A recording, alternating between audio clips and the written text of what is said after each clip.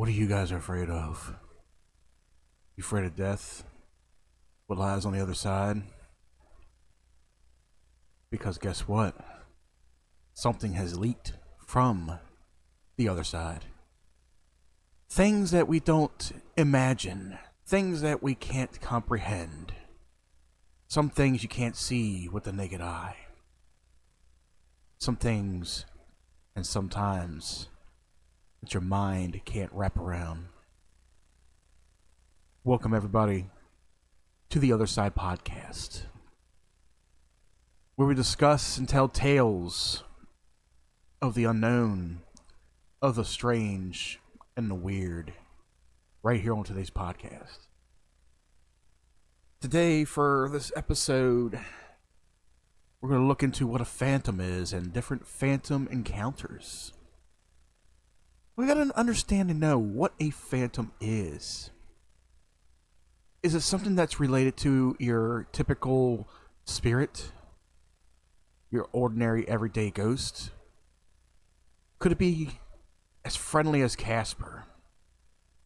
Could it be as deadly and as sinister as those you see in TV shows and horror movies nowadays?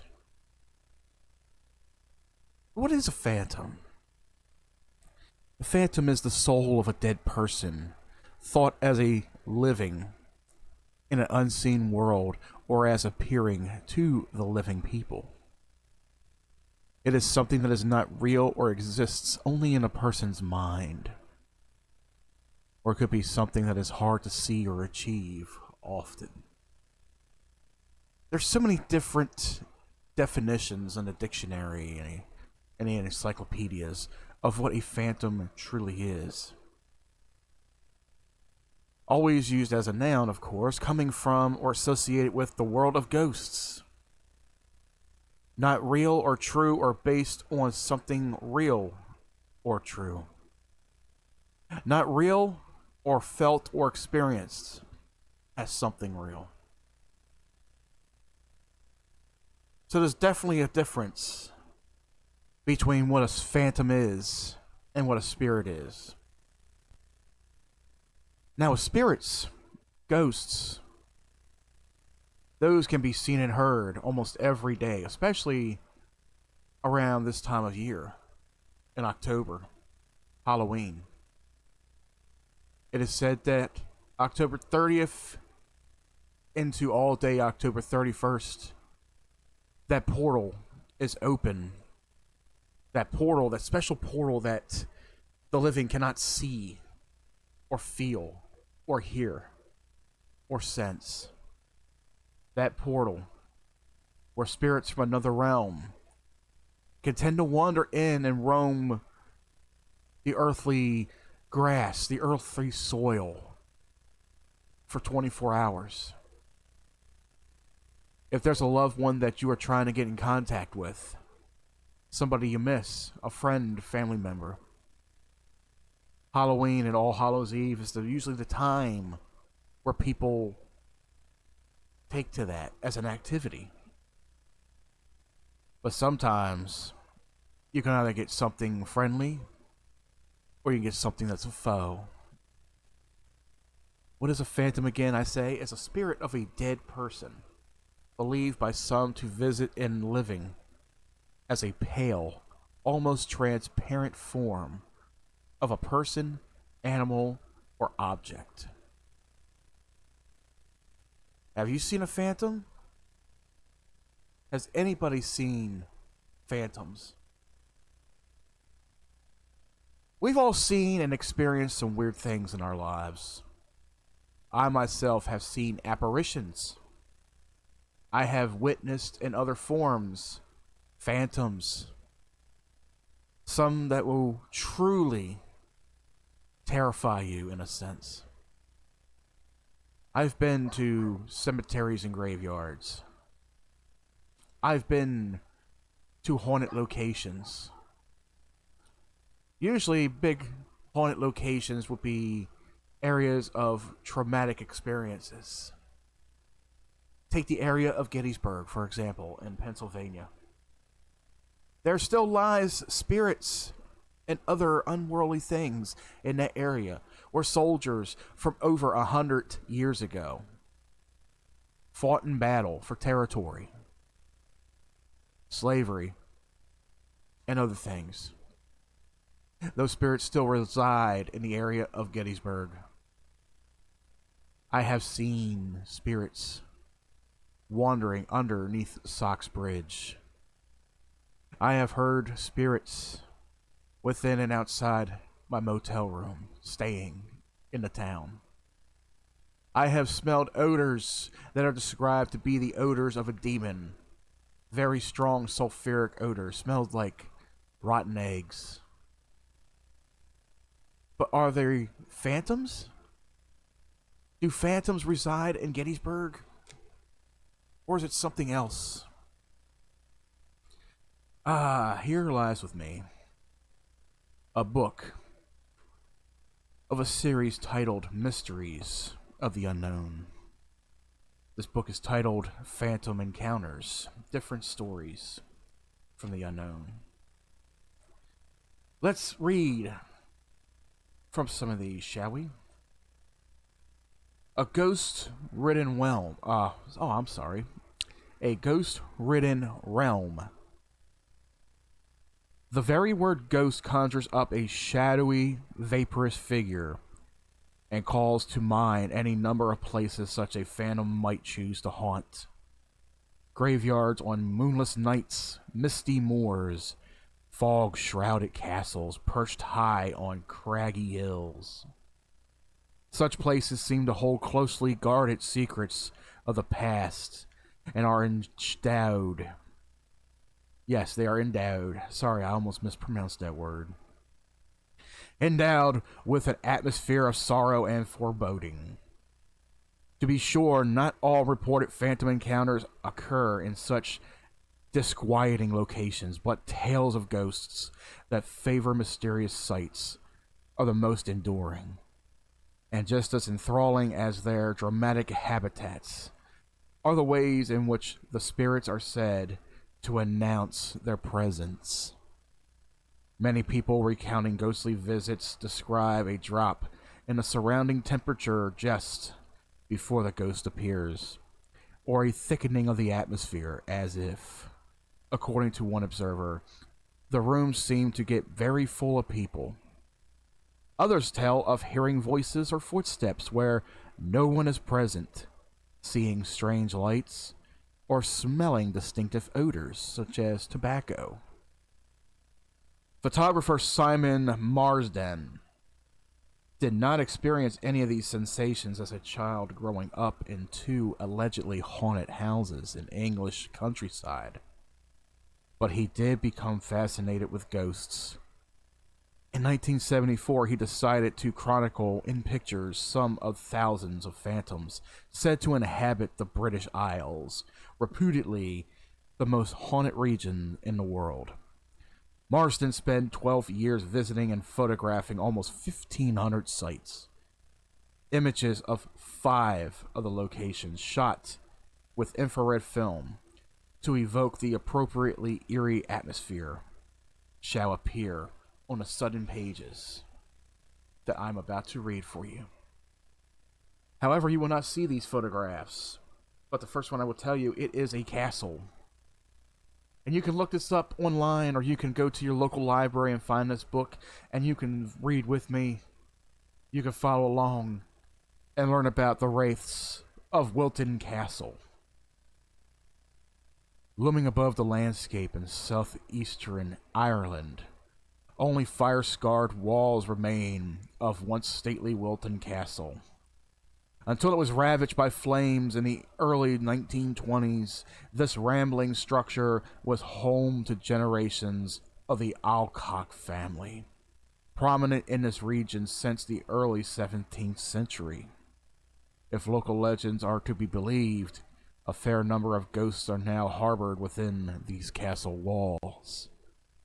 One story recounts strange lights that are sometimes seen in the remnants of the castle tower, where an old woman, a one-time actress, died in a fire.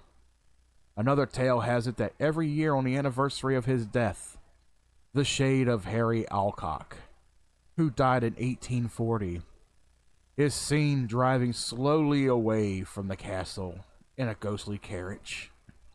Crowds once gathered in anticipation of the event, and a local shoemaker claimed to have spoken with the phantom.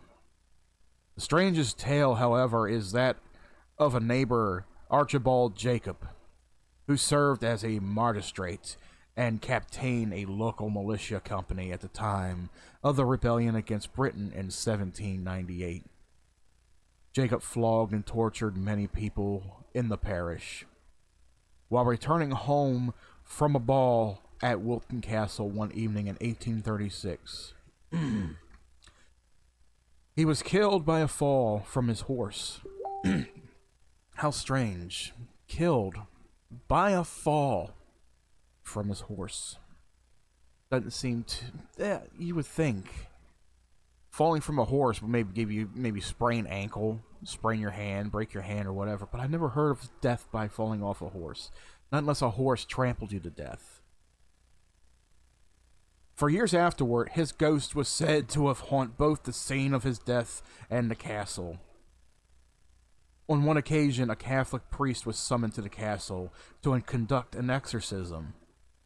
When he made the sign of a cross, the ghost of Archibald Jacob allegedly appeared in the fireplace and then disappeared into a cloud of smoke.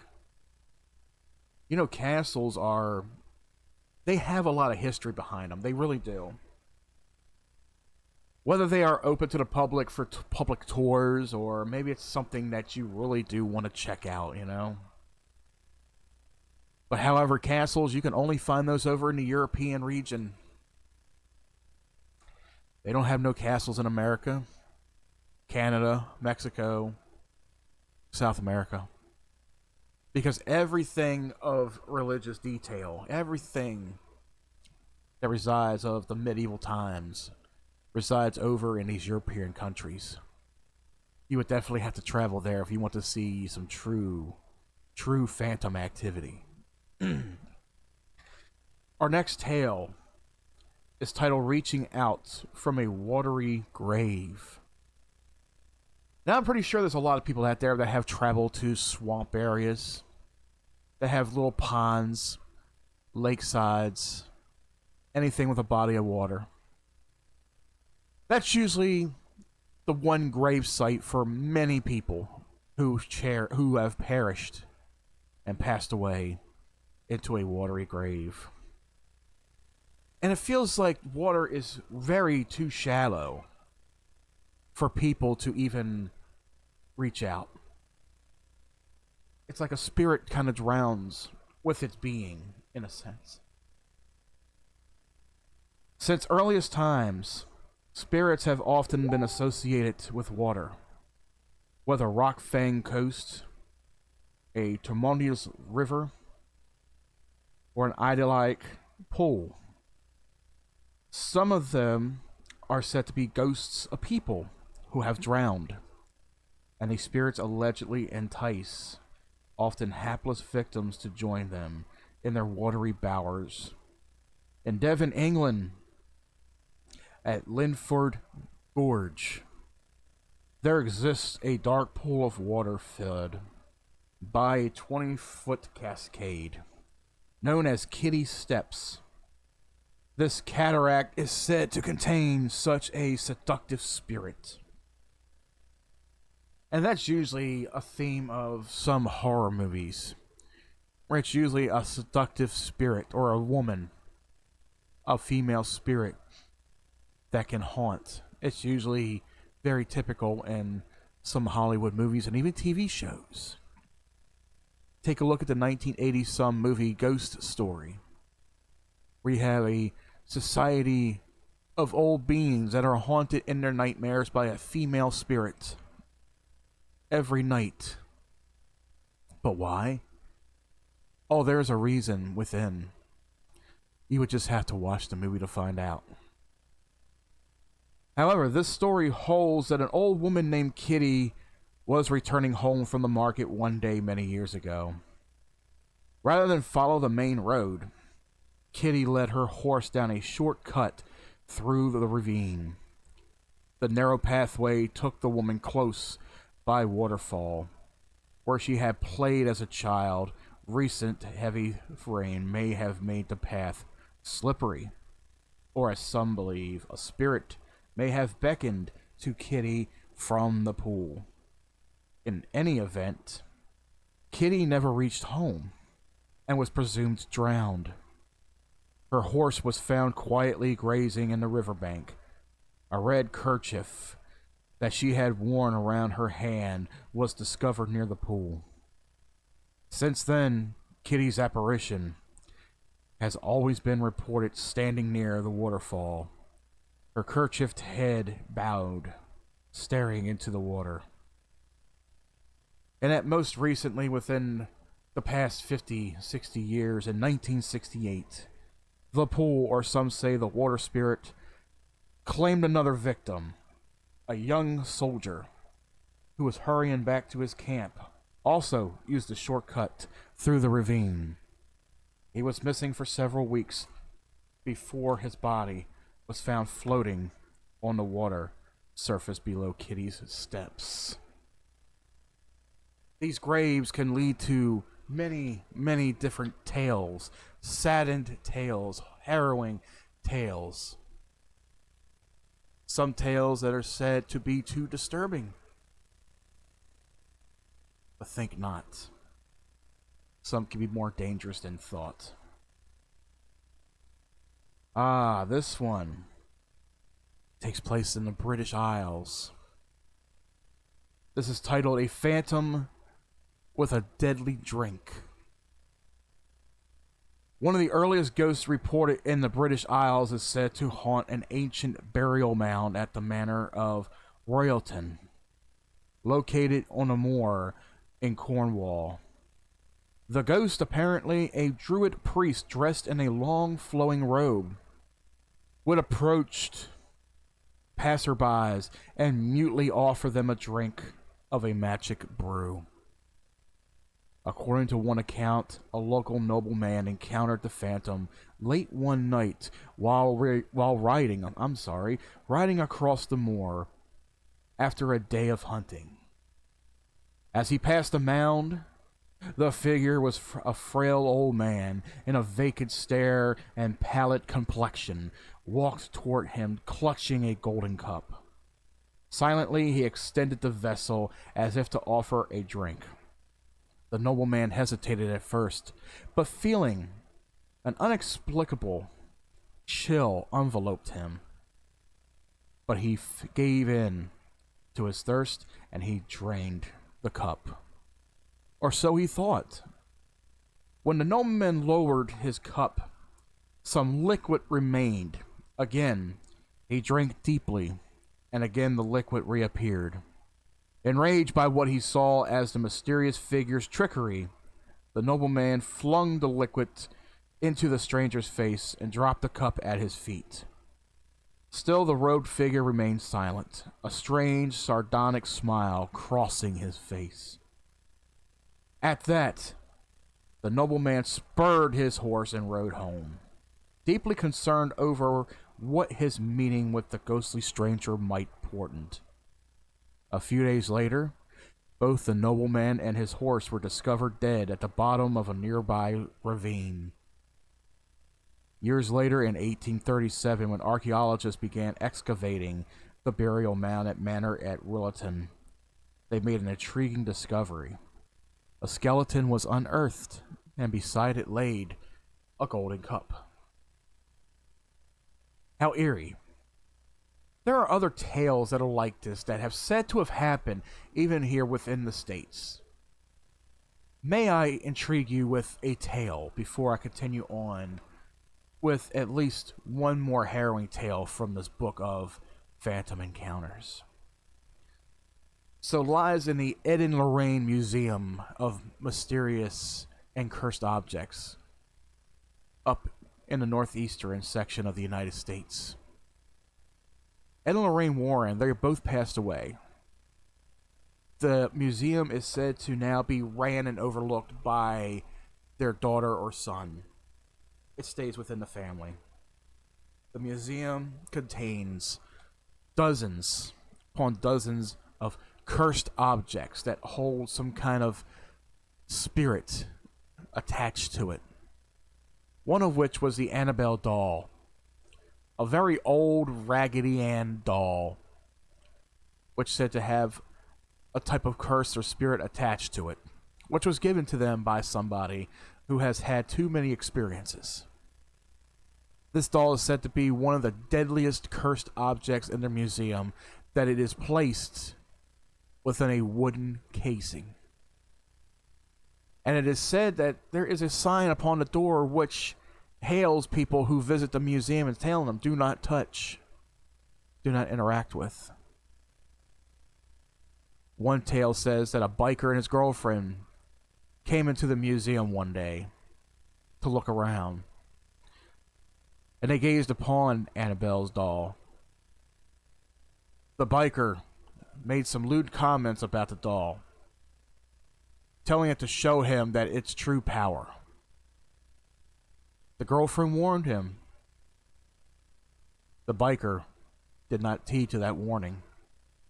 He continued to joke about with it, but yet on their way home, while riding on that two-wheeled motorcade, something had happened. Something tragic had happened.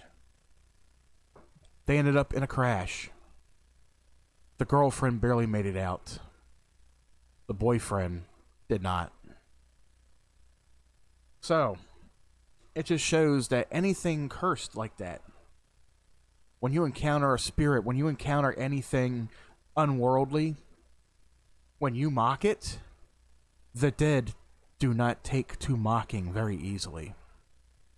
Something always tends to follow you home. Something always tends to attach itself to you to continue its so-called unfinished business.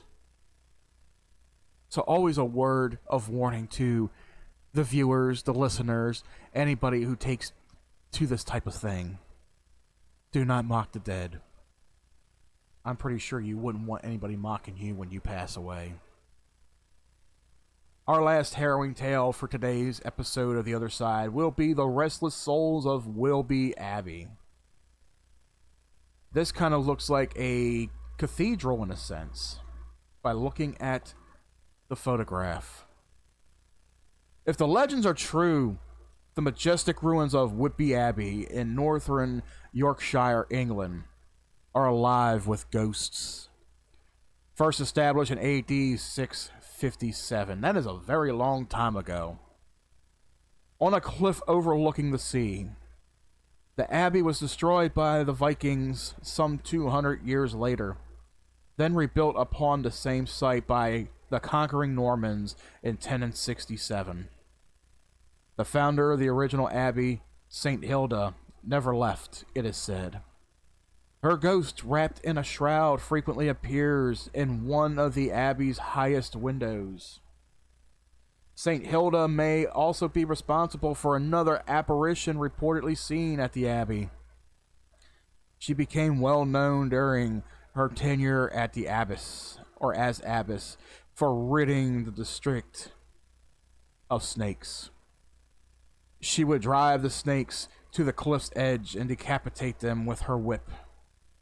Since then, a great hearse-like, it's kind of hard to distinct certain words upon this book. A great hearse-like coach, guided by a headless driver and pulled by 4 headless horses, has been seen racing along the cliff near the abbey, then plunging over the edge into the sea. I wonder what that has to do with the snakes, though. Perhaps the most troubled ghost of all those said to inhabit the abbey ruins is that of Constance de Beverley, a young nun who broke her sacred vow for the love of a brave but false knight named Marmion. It might be pronounced Marmion, but don't quote me on that.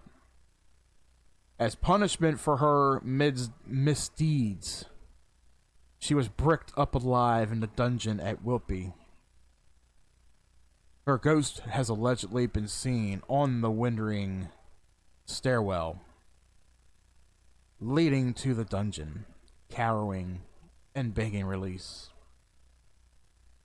So there's quite a bit going on here at Whitby Abbey. Headless spirits, winding stairwells leading to dungeons. Many things happen at different places over in this European region where phantoms may lay. Different things happening. What is a spirit, once again, that you may ask? Something apparent to sense, but with no substantial existence. Something elusive or visionary. An object of continuing dread or abhorrence. Or basically a spirit of that nature.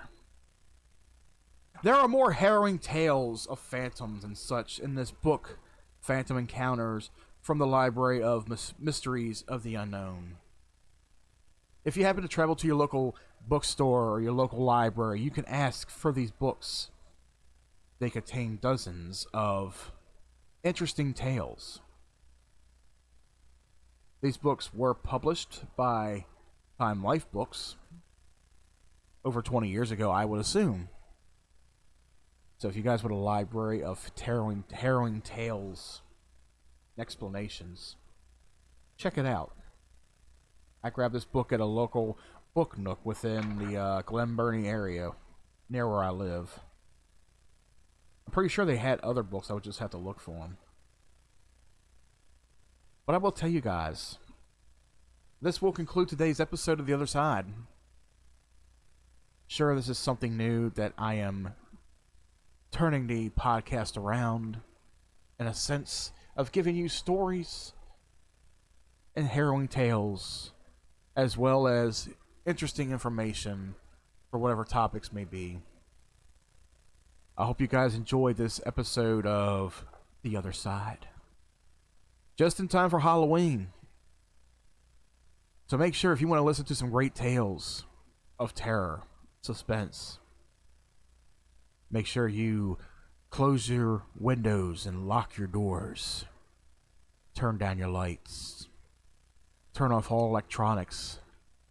And to add to the ambience, light a candle.